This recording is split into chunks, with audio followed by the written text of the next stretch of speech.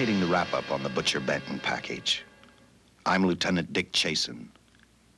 This hadn't been a routine case, and to find the answer, I've had to put a lot of little pieces together.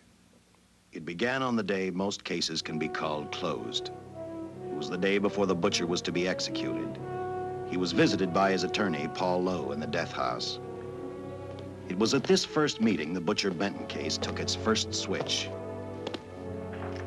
Well, that's it, Butcher. The evidence against you was so strong, the governor turned down your appeal. You're a rotten liar, Lowe. You started railroading me from the beginning of the trial. And now you're still trying to throw me curves. Look, I don't blame you for being edgy, but get this straight. I didn't double-cross you. I never worked harder for a client. You mean you never worked harder for a client to get him sentenced? You were a fool, Butcher. If you hadn't tried to double-cross Squeamy Ellis and Joe Marcelli, they wouldn't have turned state's evidence against you. But you had to get greedy. You wanted to keep the whole $600,000 for yourself. Well, the boys got sore, and I don't blame them. It was all your idea. You planned the whole job. You hired us. When you found out I'd staged the money, you decided it was time for me to die. You got those two crumbs to turn state's evidence on me. You stinking rotten mouthpiece. We both know that isn't true, Butcher. Now, look, what's the sense in not giving me the money? It's not gonna do you any good. Well, I'll have the satisfaction of knowing that none of you three crumbs are gonna spend it. What about Eva? Don't you owe her something? You tell me where the money is, I'll see that she gets your share. I've got a different idea. I'm gonna kill you and Squeamy and Joe. Then I'll take care of Eva myself. You thick-headed ape, you're gonna die tomorrow. Remember what I said. I'm gonna get you, all three of you. Even for you, Butcher, that'd be quite a trick. So long, dead man. Remember what I said. I'm gonna kill you, all three of you.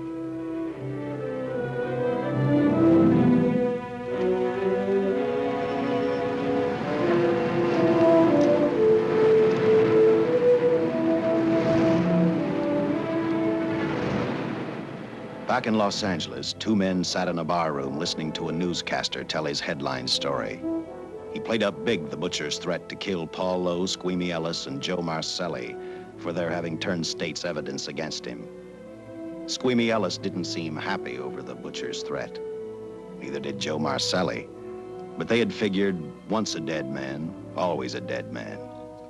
But this was one time everyone was in for a surprise, including the entire police department.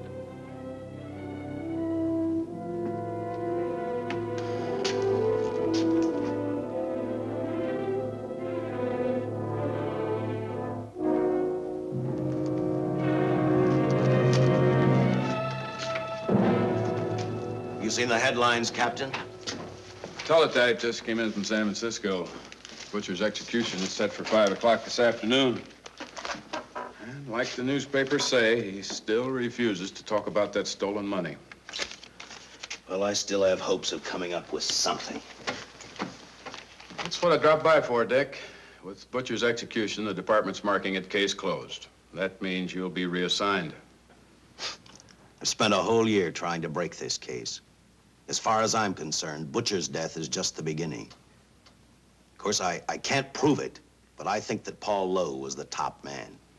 And even though I have to keep working on it while off duty, I'm going to get Lowe, Squeamy Ellis, and Joe Marcelli. Okay, Lieutenant. Officially, I've taken you off of the case. Unofficially, I wish you luck. Do me a favor. Keep me posted. Will do. Thanks, John. I headed for Eva Martin. She worked in a local burlesque house. I'm a cop, and my job is to ask questions and get answers. So I decided I might as well start again with her.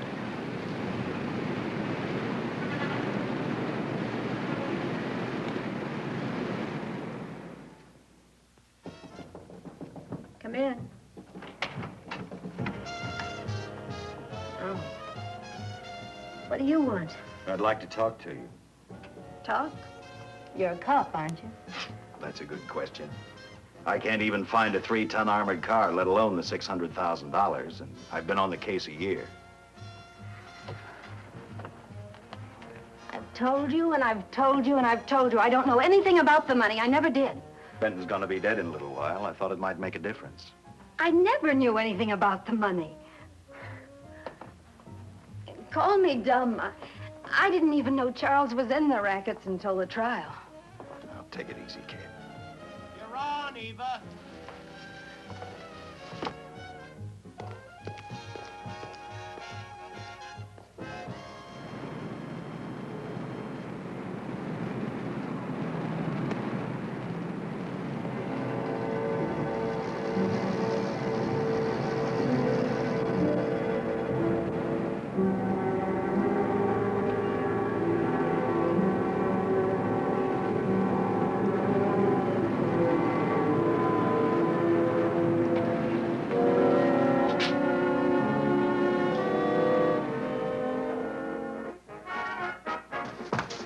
Honey, here's your wrap.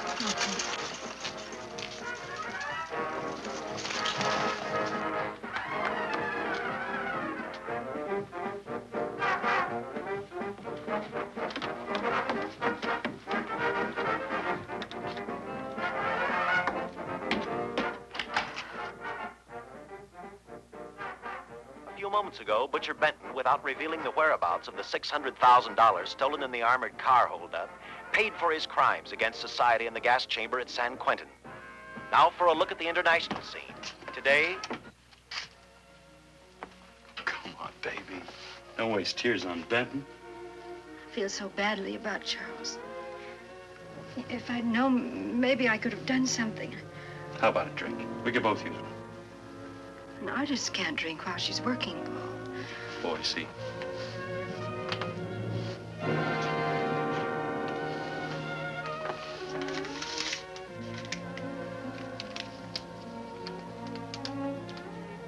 What's that? Well, now what's the matter? It's a message from Charles. He told me to open it if he died. Finale, Eva. All right. How about a steak after the show? No, thanks. Not tonight, Paul.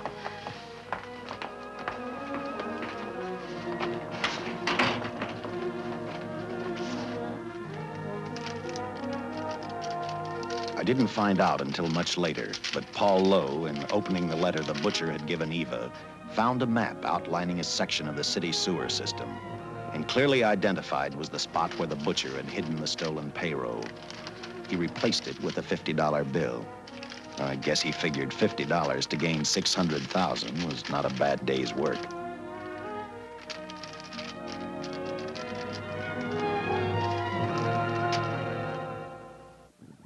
And a few hundred miles away in San Francisco, the case took another switch, which turned the next 72 hours into one long, hideous nightmare. Dr. Bradshaw, a distinguished biochemist, was making preparations for a final experiment which he hoped would lead the way to a cure for cancer. He'd been successful with laboratory animals. The last step called for a human body. And Dr. Bradshaw's assistant quickly made a deal with a local mortuary and returned to the laboratory with the dead body of Butcher Benton.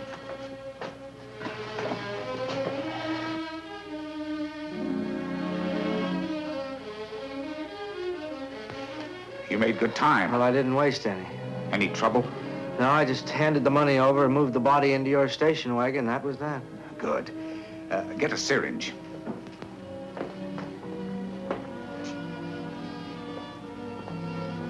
He's in good shape. Well, I hope so.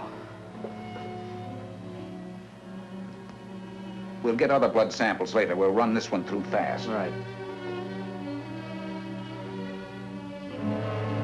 Now wheel him into the machine and then raise him. Right.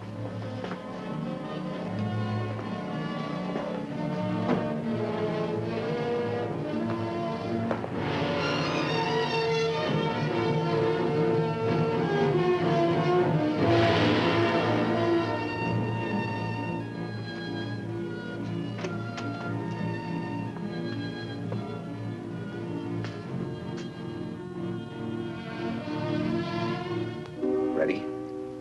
You mean you're going to give him 287,000 volts? Yes, yes. I'll get the fluoroscope set. We'll check with that before we start dissecting. Turn off the lights.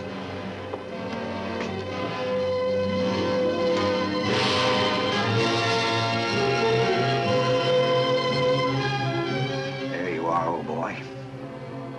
If you respond properly and my theory is sound, you'll be more famous dead than alive. Throw the switch.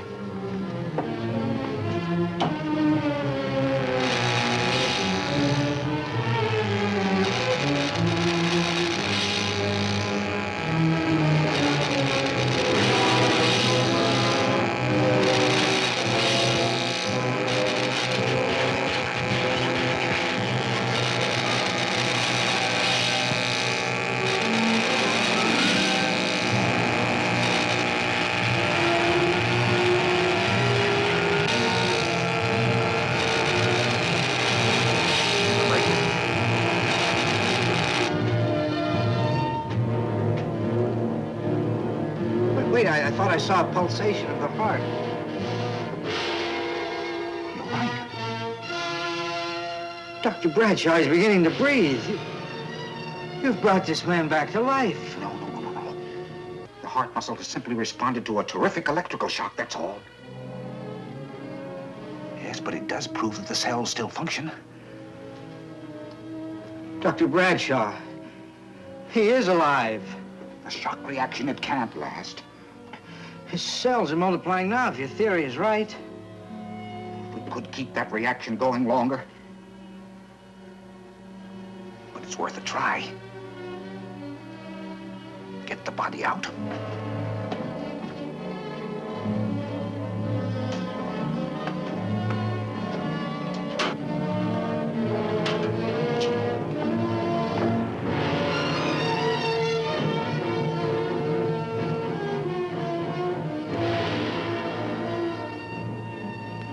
Get some adrenaline from the supply room. Some amyl nitrite, too.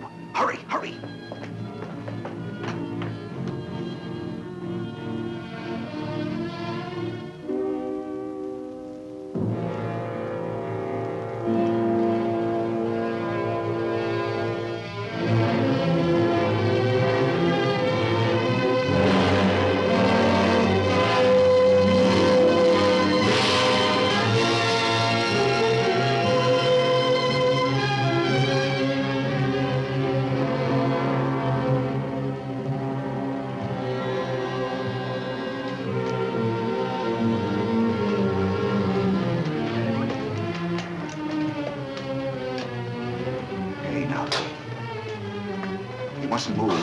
Your heart can't stand the strain. Now, you must lie still. Please, please. Easy now. Easy. Easy. You must lie. Easy, please.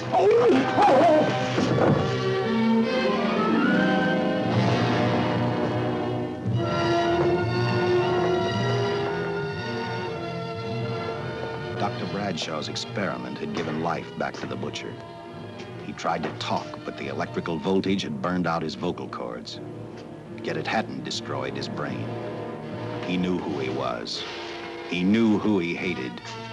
As he stumbled about the room, I think he thought only about one: kill Lowe, Squeamy, and Joe Marcelli. The tremendous electrical voltage that Dr. Bradshaw had given the butcher had increased his cellular structure to the point where he was no longer a man.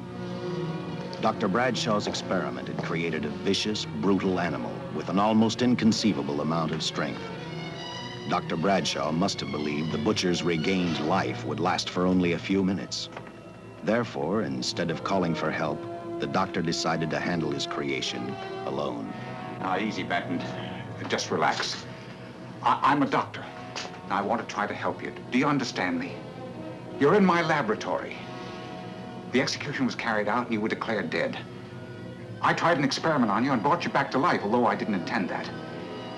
Now, you've had a great shock. Now come and sit down. Now, be quiet. Now, come and sit down. Take it easy.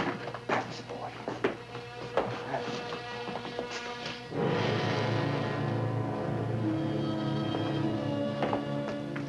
Careful. His reactions are violent. How do you explain this? Each cell must have multiplied 100 times, perhaps thousands. His strength is unbelievable. No, it's too late for the amyl nitrite. I want to get some blood samples, make some tests on him, find out what's happened. Get me a syringe.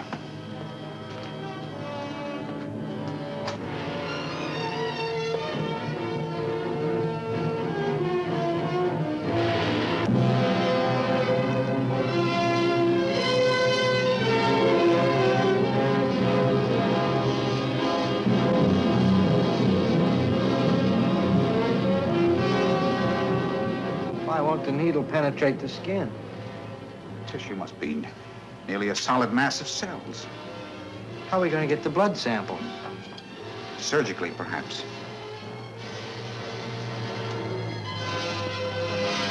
Now, easy, Benton. Take it easy.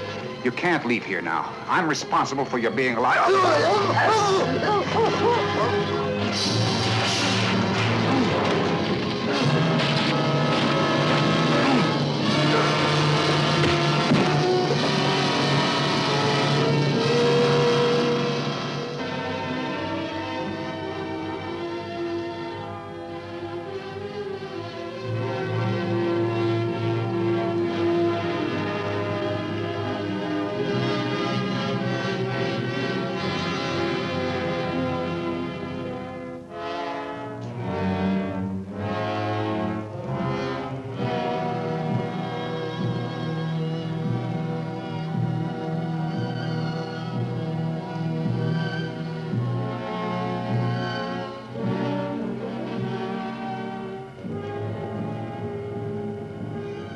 Towards the end of this case, Captain Lauder and I found out the doctor and his assistant had been murdered. But I'm getting ahead of my story. The butcher didn't know how he had been brought back from the dead, and he didn't care. All he knew, he was alive. Then this monster-made man started thinking about Los Angeles.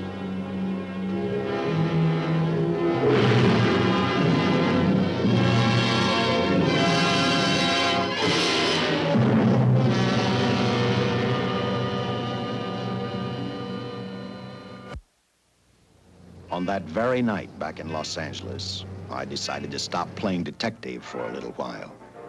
I went to the burlesque house to ask Eva to have dinner with me. After all, the butcher was dead, and if I got lucky, sooner or later, I figured Paul Lowe would lead me to the stolen payroll. In a way, that possibility made me even feel better. It's not fair to watch the show from backstage. Next time, I'll pay admission. I take it by that remark you like my routine. Yeah, you're pretty good. What I can't figure out, though, is why you stay in a place like this. It shouldn't be hard for someone like you to get a job in a class spot. If you weren't a detective, I'd be willing to bet with a line like that your next remark would be, how about dinner? Well, not exactly dinner, but a hamburger might be a good idea. If you're asking in an official capacity, I can't say no. I'm off duty. For the past 6 months, all I've ever called you is Lieutenant Chasen. Do you have a first name? Uh-huh. Dick. Give me 10 minutes for a quick change, because you just made yourself a date, Lieutenant. I mean, Dick.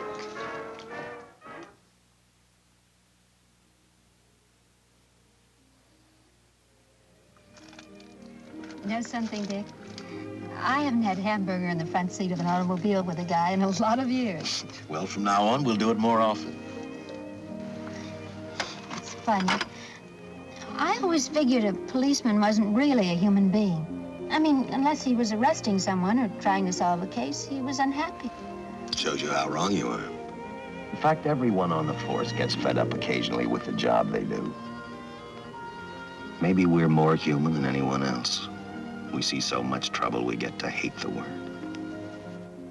But as long as the world's filled with people, there'll have to be men who enforce the laws. What made you join the department? Now who's making with the questions? No, honest, I'd like to know.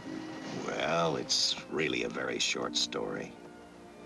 When I got out of the Air Corps, I knocked around for a while. Well, I went to work for an oil company. One day, I went back to college on the GI Bill. just before graduation, I noticed all about the police department exams. Seemed a pretty good thing to do with your life, so I took the exams, passed, then went on from there. If I ask one more question, will you give me a straight answer? Try me. Am I still part of the Charles Benton investigation? I mean, right now. I don't think so. As far as the department's concerned, when Benton was executed, the case was marked closed. But inside of me, that's not good enough. I don't follow you. Well, the $600,000 is still missing. And a fast-talking underworld lawyer like Paul Lowe is walking around a free man. Someday, no matter how long it takes, I'll get him and the money. Until I do, the Benton case for me is not closed.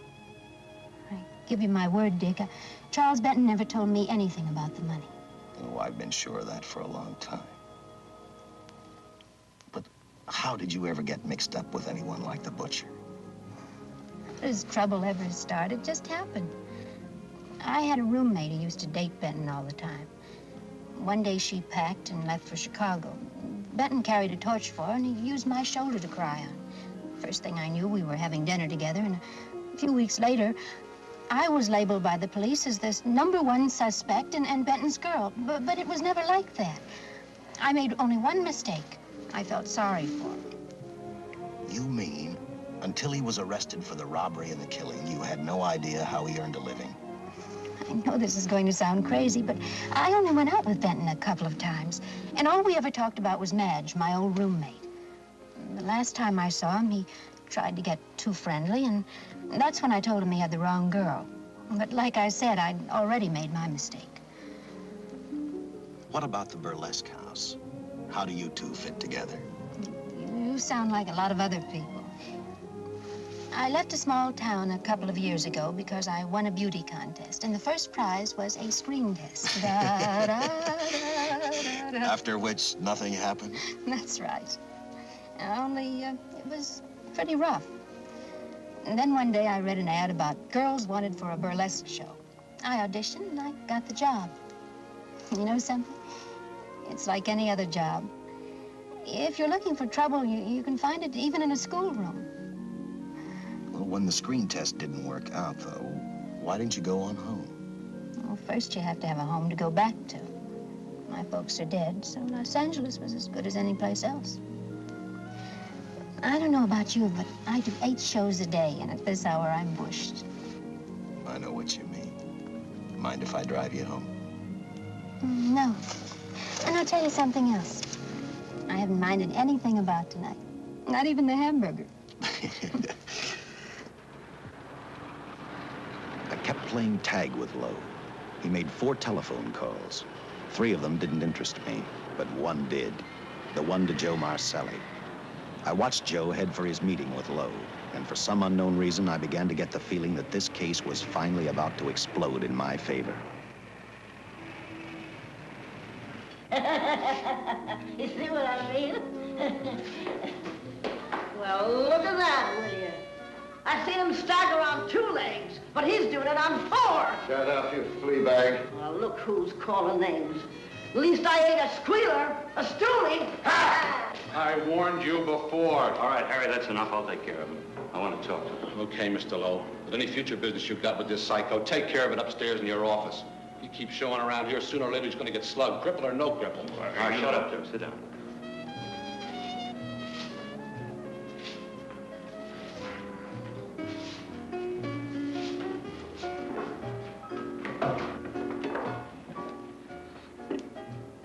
I need a shot, bad.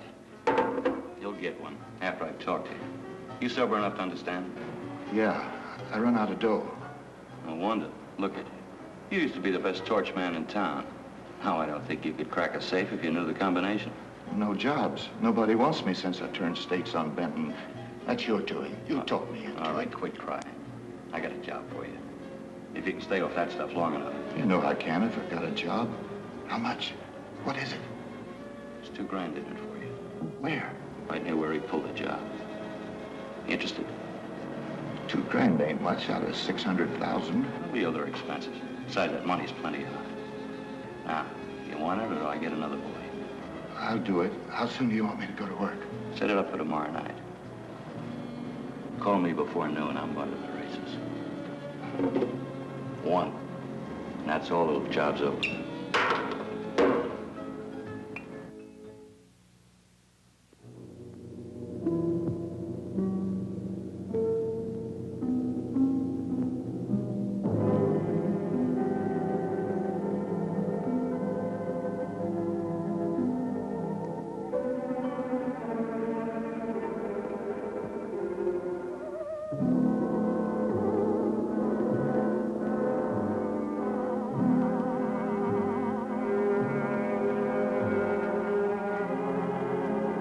The butcher was walking slowly toward Los Angeles. He'd traveled through wooded hills to prevent being seen by anyone. Finally, he came to a quiet road. He stopped to get his bearings. And then he saw her. He saw something else. An automobile. For the butcher, that rang a bell. With a car, he knew by the next afternoon he'd be in Los Angeles in plenty of time to catch up with the 3 men who had double-crossed him.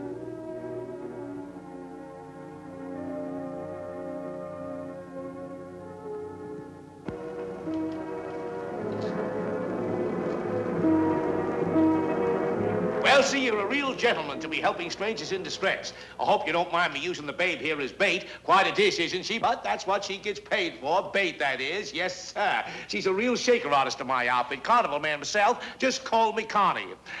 Yeah. Well, friend, we're in a little bit of difficulty here. Got a flat tire, brand new car, no tools in the back. Why, some of these dealers make my carnival grifters look like babes in the woods.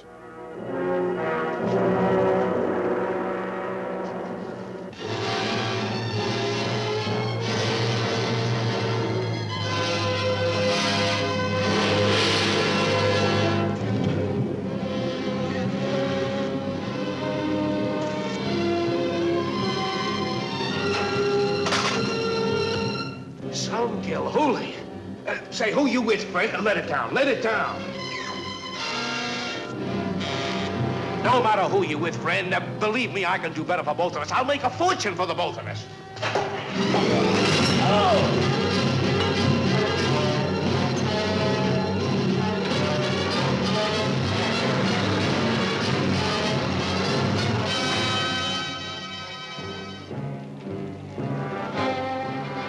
An hour later, the San Francisco Police Department sent out an APB.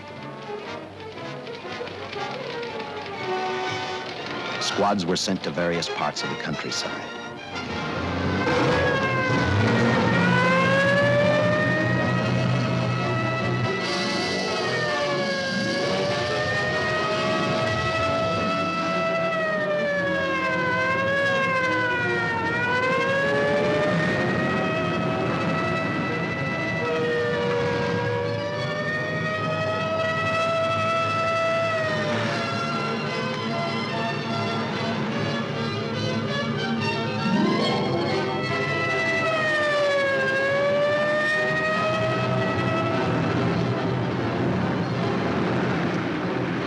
Roadblocks were thrown up to catch the cold-blooded killer the hysterical girl had described. Each squad kept reporting back to Central Headquarters, and each of their stories was the same. So far, none of them had spotted the car the killer was driving. Orders were given to shoot to kill, because from the girls' further accounts, they realized they were dealing with a maniac.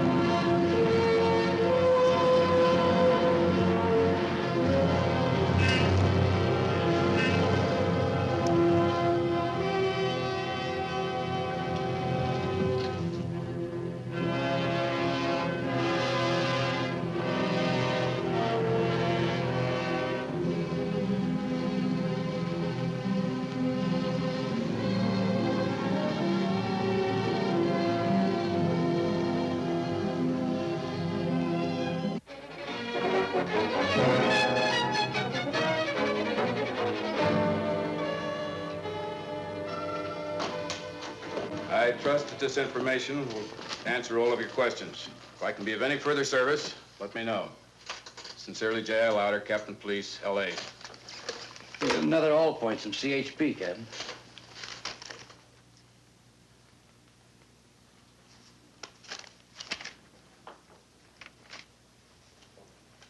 These reports sound like they come from a bunch of loonies. You sure do. There it is. Sergeant. Yeah. I want Lieutenant Chasen to look these over as soon as he comes in. All right, Captain. The next morning, I read the stories of the brutal murder of the 2 police officers. I also read the witness's statement about the bullets having no effect upon the killer. I felt sorry for the witness, and I thought about how easily a person's mind can become confused when suddenly they receive a brutal shock. I didn't believe a man existed who could not be stopped by a slug from a .45. Good morning, Captain. You and the rest of the force are going on 24-hour duty. Seen the headlines? You mean this guy that's running amok up north? Yeah, the latest report, he's killed 2 police officers. Made a getaway in a green coupe heading south. I've got a hunch this killer's gonna be our baby. He could be in town right now. Yeah. You better get started, Lieutenant. Okay. Any new leads on that holdup money? I think the girl can probably be counted out. If any of the others are wise, they're keeping mighty quiet. Well, let it ride for now. The whole force is gonna be on the spot until we catch this killer. Newspapers will have a field day.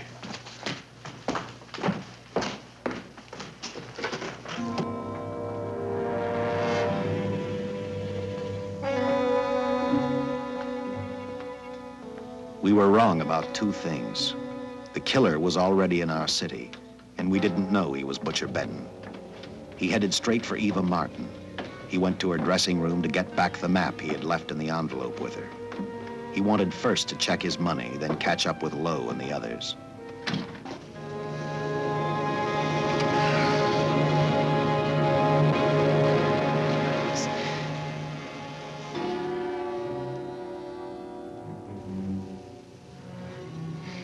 Can't be. But you do look like him. Only different somehow.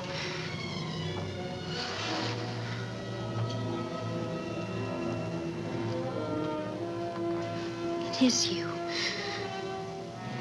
Why didn't somebody tell me? What's happened, Charles? Those look like bullet holes. Are they?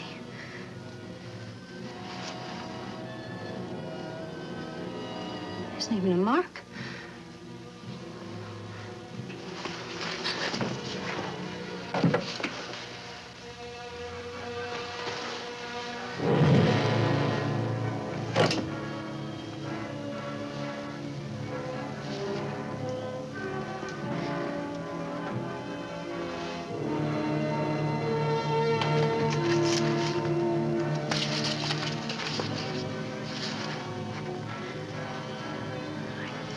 I opened it like you told me, and I found the $50. I didn't know why you left him. Paul didn't know why he was here.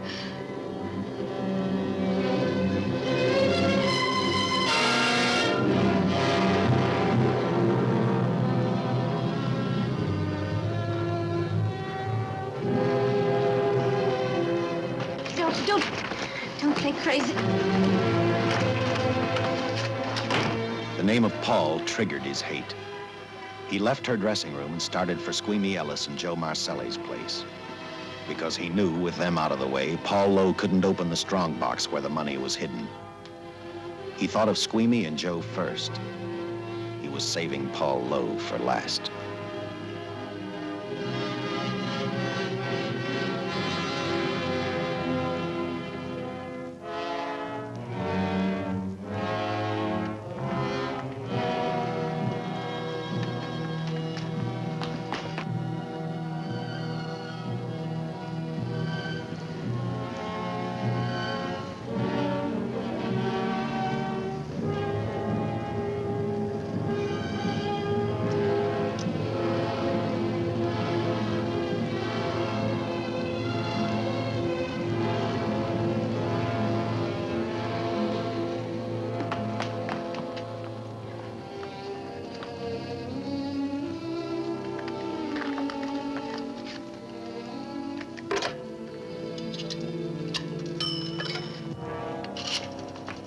Hey, Eva, can I borrow your eyebrow pencil?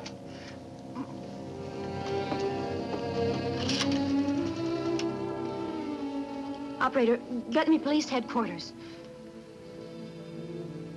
Lieutenant Chasen, please. When do you expect him?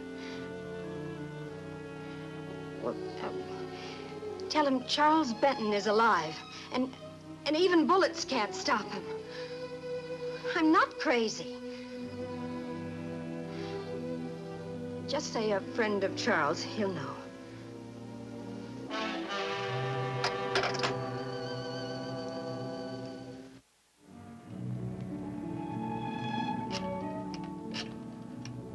After leaving a message for me, Eva telephoned Squeamy Ellis.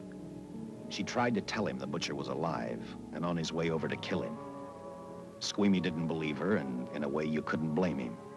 Who in their right mind would believe a man had returned from the dead? What Squeamy actually believed was that the butcher, before his execution, had hired a killer to carry out his threat.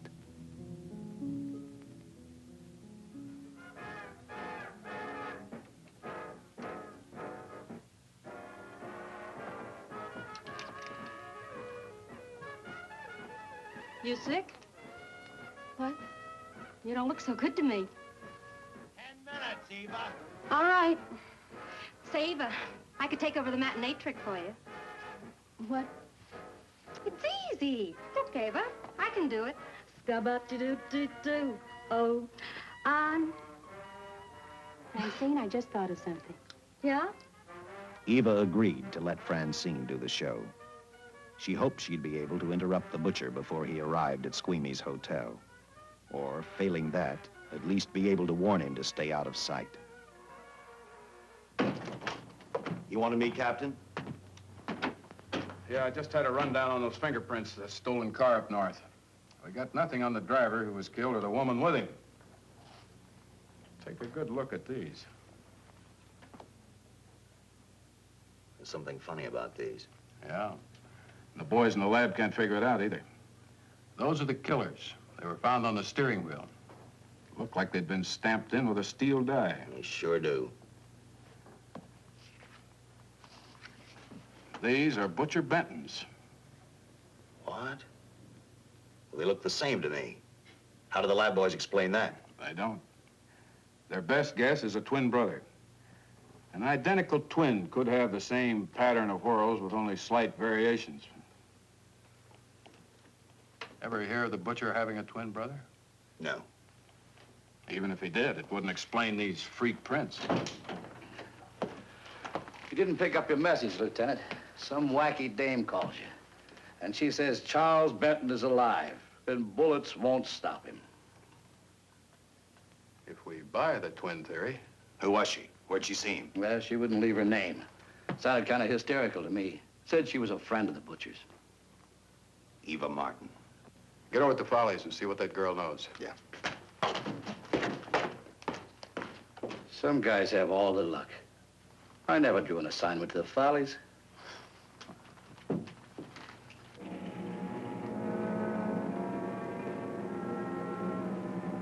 Meanwhile, the butcher headed for Squeamy's hotel. He didn't seem to be in any particular hurry. Actually, he seemed like any normal person, on his way to work or on his way home.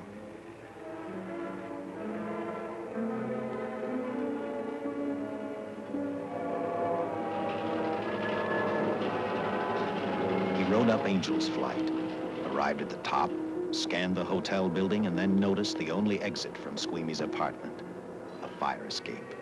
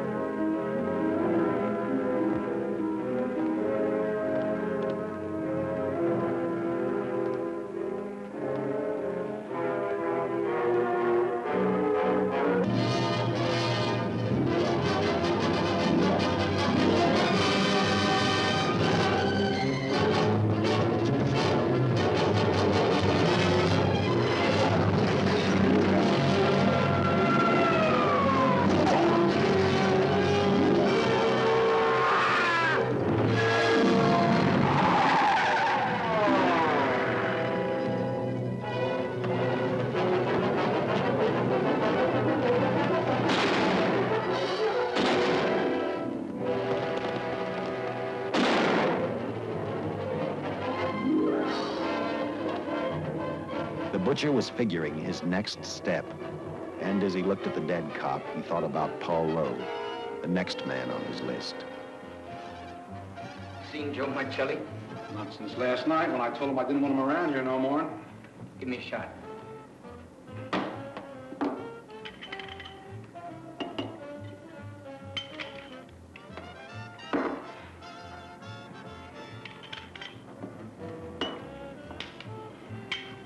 Look, I need help.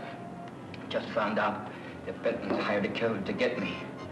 He's after Joe, too. Well, then drink up and get out. I don't want no trouble around my place. You're a real pal. Drink up and get out, I said.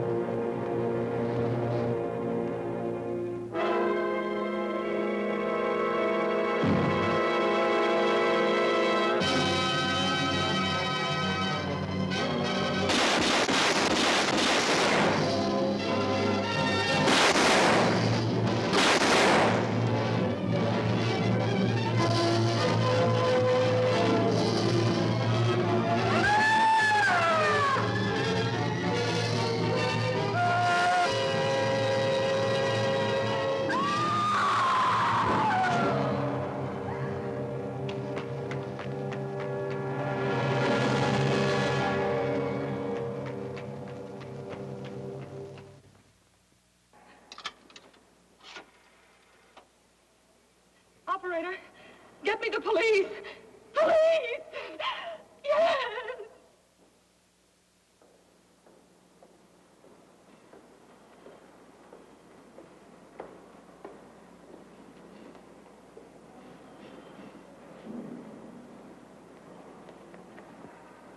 What's happened?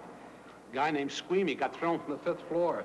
He's deader than a mackerel. Customer of mine. You mean Squeamy Ellis? Yeah, that's it. Just Squeamy. No one else was killed. Ain't one enough?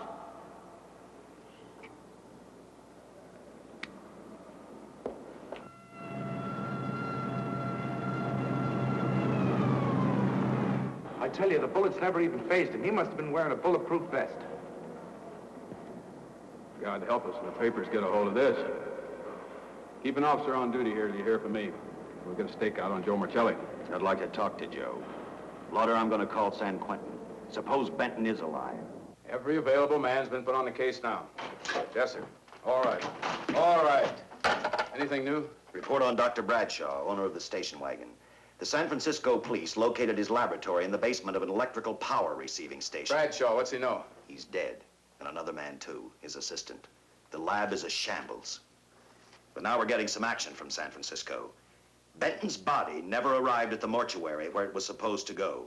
An attendant there finally broke down, admitted he picked up some quick cash by handing the body over to a man he was unable to identify. The man was driving a station wagon. Blast it, man. The chief's on my neck, and the commissioners are on his, and the mayor's on theirs. Now, am I supposed to tell them that our killer is a dead man? They found a notebook in Bradshaw's lab. It ties his experiments in with a Professor Dwiggins at Caltech. I hope to hear from Dwiggins soon. Captain, report from the valley on a hysterical woman. Reports the presence of the killer. There's the location. Let's go.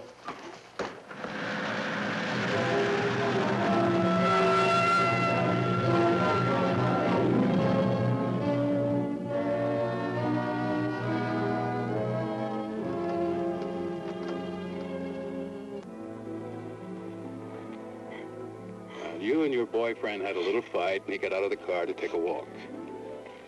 You noticed that he walked down toward the sump area in the direction where you'd seen those lights a short while before. What happened then, miss? Please try to tell us. Well, I just sat there a few minutes, I guess. I was pretty mad. Then there was a loud crash, like heavy metal, sort of, from down here. I got out of the car to get a better look. I heard Jimmy cry out something. I couldn't make out the words. Then down here, in a patch of light, was Jimmy. And coming toward him was this man. Big man. Lifted Jimmy up over his head like he didn't weigh a thing. Jimmy screamed. Just once, before he broke Jimmy's back. I heard it snap, not far away. Then I started running till I found this house. They let me use the phone. Thank you, mate. We'll see that you get home now. O'Malley, see that the young lady gets home all right. Paul Lowe, while driving to his office, heard a radio commentator report the murder of Joe Marcelli. And what shocked him most was when the broadcast identified the killer as possibly being the butcher. Lowe headed straight for Eva Martin at the Burlesque Theater. Oh, you gave me a start, Mr. Lowe. What are you doing here? Where's Eva? Oh, I'm taking her place. I'm going to wear her costumes. What's it to you? I asked you, where's Eva? Hey, don't get physical. Well, watch your tone of voice, Buster. I told you. Little Eva isn't here. I could see that for myself. Where is she? She's at police headquarters. That's where she is. Yes, sir. No, sir. Captain Lauder's still with the mayor. The killer dropped out of sight. He was last seen in the Hollywood area. Yes, sir. We know he's dangerous. Every angle's being covered. Yes, sir. I'll tell him.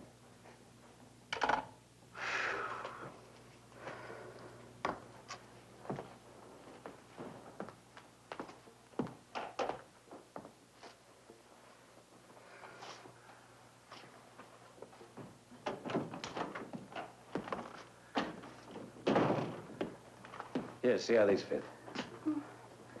Low heels. I'm sorry. It's the best our wardrobe department can afford. Any idea how soon the captain will be back? Now, look, I'm going to see the captain. I'll have to wait here all night. Paul. Paul, Charles killed Squeamy and Joe. Joe, too? Benton?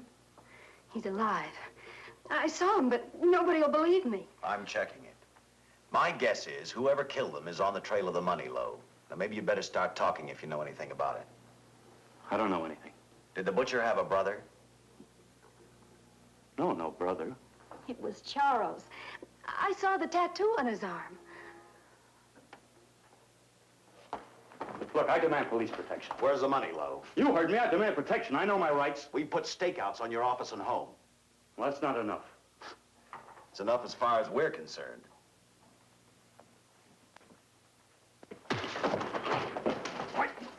Now you gonna book me, Sergeant? Then throw away the key.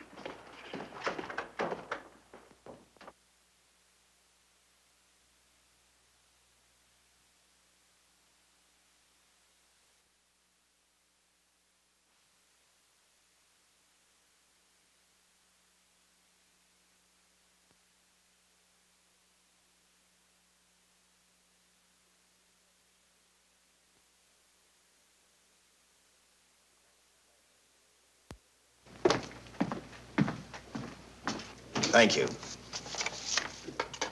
Come up with anything yet, Dick? Oh, we've checked every hotel, motel, and rooming house in town. We've run a cross-check on every hangout Butcher ever used. Net results, blank. This is incredible. We not only discover a dead man turned killer, but it's beginning to look like he plays ghosts, too. He's somewhere in this city, and if we have to take it apart brick by brick, we've got to get him. I may be way off, but I think Paul Lowe could tell us a lot. Maybe, but it's a cinch he's not going to. Well, suppose he had no alternative. You better grab some coffee. Your mind's beginning to play tricks on you. No, now, wait a minute. When Lowe came to us for police protection, it was because he was scared stiff the Butcher would add him to the list of Squeamy Ellis and Joe Marcelli. Go on. It figures, too. When he slugged the sergeant, he knew we'd book him right away. Oh, this Lowe's a pretty cute character. But we can play the same game. You mean we'll threaten to release him? Well, not exactly. You tell him you realize that he was excited, that throwing the punch was accidental. Tell him we're not going to make a charge, that he's completely released. Lieutenant, you know we can't do that. Lowell made his first mistake when he hit the sergeant, and that'll get him a year. As far as the department's concerned, at least it's a small victory. If my hunch is right, Lowe won't want to be on the streets with the Butcher looking for him. And he may talk, and talk a lot. Enough maybe for us to get rid of him permanently. Even lead us to the Butcher. If he's frightened enough, that might work. But if it doesn't... No, Dick, I'm not going to release him. I want him out of my way so bad I can taste it, but not bad enough to be responsible for getting him killed.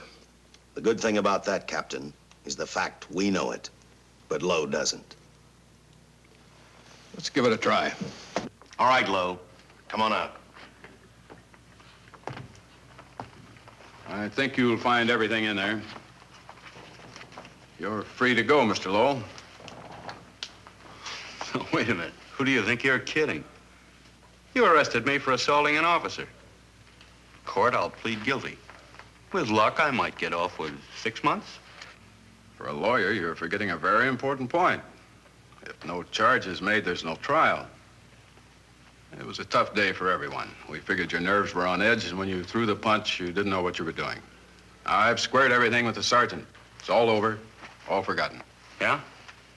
Why'd you bring a stenographer? Simply because I wanted a record of our conversation at the time of your release. Okay, Lowell, let's go. Oh, wait a minute. Once out on those streets and I'm a dead man. You let me go, you'll be responsible for murder. Oh, come off it, Lowe. You're imagining things. You know the Butcher threatened to kill me. You set me free, he'll do it. Well, that's just a risk we'll have to take. But the way I look at it, Mr. Lowell, you'll be okay. Look, Captain, I'll make a deal with you. You keep me here, and I'll tell you how to recover the money. Maybe even catch the Butcher. No deals, Lowell. You'd probably tell us anything just to stall for time. Come on, let's get out of here. Now, wait a minute. All right. I'll tell you the truth. Start taking this down. I, Paul Lowe,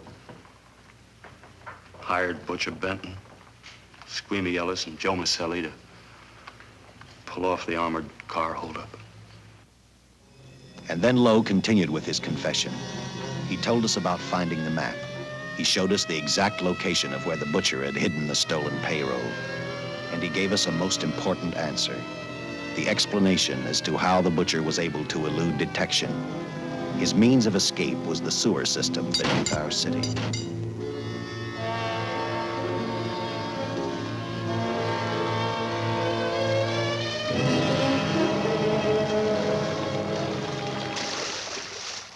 The department went to work fast. Every police squad in the city was detailed to cover a specific area. Every entrance and exit to the Los Angeles city sewer system of 700 miles was covered. Captain Lauder and I, along with several other squads, headed for the entrance where, according to the map, Butcher had hidden the money. Our job was to stop him, and that made me think of one specific question.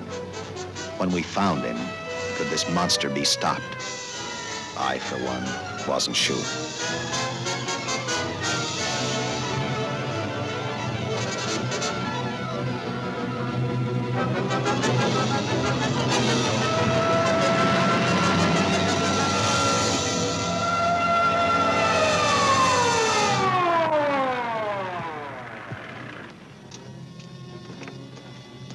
Everything all set, Lieutenant? City engineers mapped out each possible exit. The squad of officers are spotted at every point. If the Butcher can be caught, now's the time. Well, after I talked to Caltech, I called on the fire department for a little help. The professors thought a flamethrower might stop him. Flamethrower? I suppose their boys have had a chance to join our squads by now. I see we have one with us here. Have you thought about what'll happen if this doesn't work?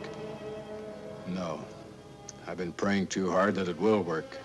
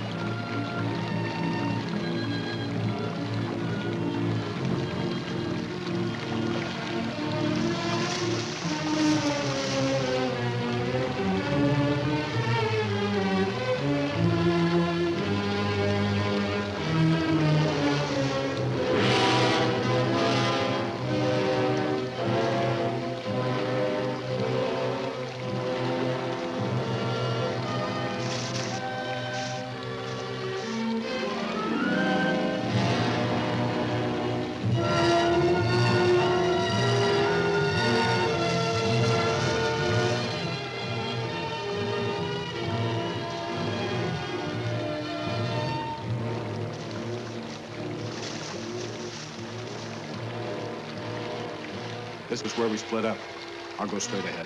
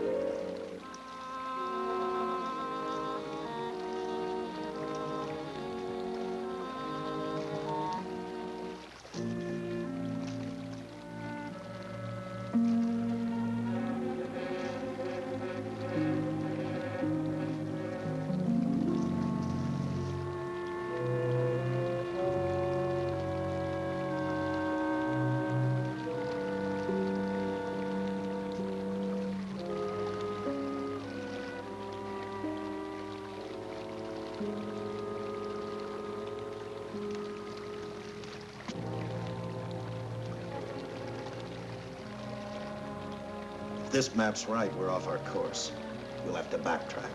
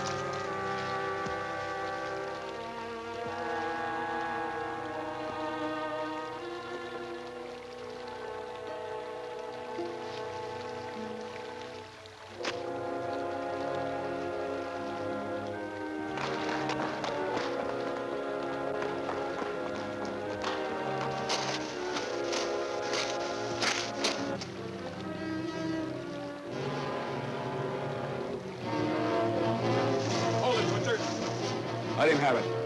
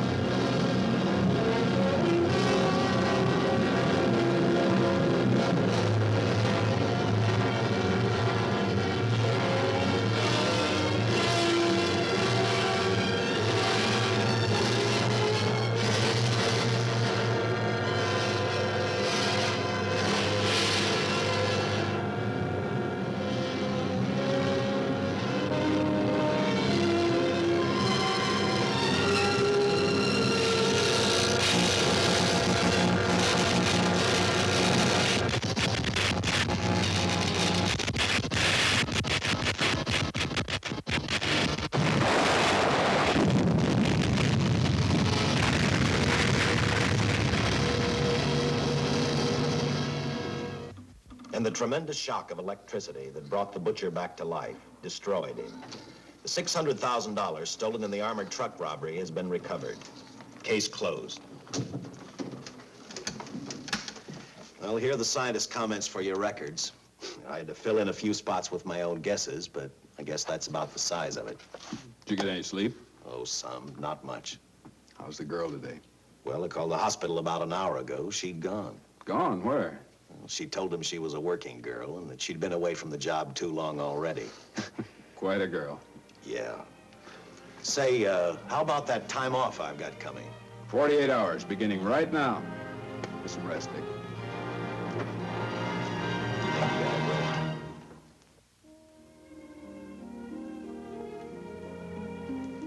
know something, Dick? The past 72 hours seem like a bad dream. That rest in the hospital today really gave me a new lease on life. Now that it's over, I can't believe it actually happened. The important thing is to remember it is all over. I suppose you'll be assigned to another case. I'll have to give up hamburgers in the front seat of the car for steaks in a restaurant. No, I've thought about that. In fact, I decided to do something about it. I started by talking the captain into a short holiday, and just about an hour ago, I got you fired. What? What did you do that for? I figured that being my wife would take up all of your time. Even if I wanted to say no, I couldn't. You're not supposed to say no to a detective. I figured that, too.